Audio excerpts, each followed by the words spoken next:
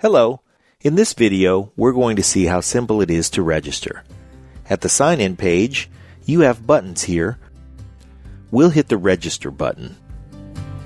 This is all standard information, and you can see by the presence of these red stars that every field on this page is a required field. Enter your first and last name, the name of your company, your email address, which will also become your user ID,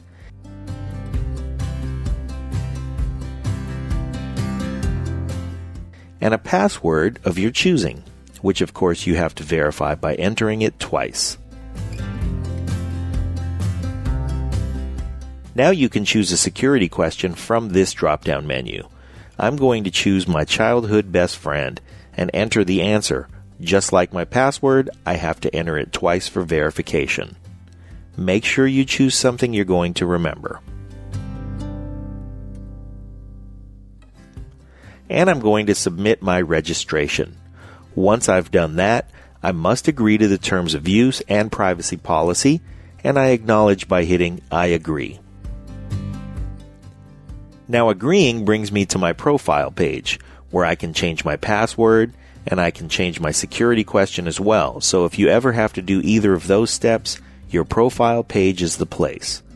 You also have fields for other information like your office or property address, your contact information, your website URL, and your license number. But the step I really want to show you is down here. It's where I can upload my company logo.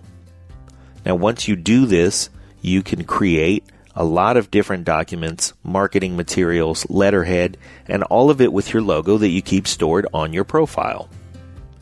To upload an image, I hit this button that says Upload New Image. I'll get a pop-up window, and I'll hit Browse to search my computer for the image I'm after. And there it is.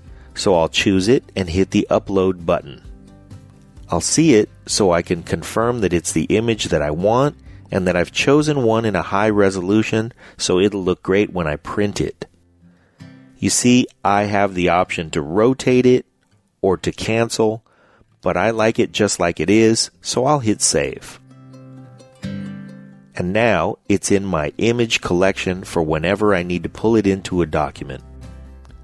And I'll hit Save and Continue, which brings me to the home page. Follow those steps and you'll be ready to create your own custom document with SMARTbrand.